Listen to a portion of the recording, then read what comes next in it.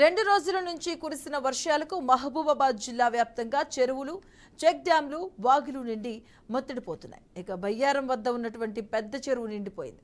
ఇక గార్ల మండలంలో మున్నేరు వాగు ఉధృతంగా ప్రవహిస్తుండటంతో గార్ల మధ్యవంచనతో పాటు పలు గ్రామాలకు రాకపోకలు నిలిచిపోయాయి. దీంతో మున్నేరు వాగు వద్దకు ఎవరూ రావద్దంటూ పోలీసులు హెచ్చరిక బోర్డును ఏర్పాటు చేశారు.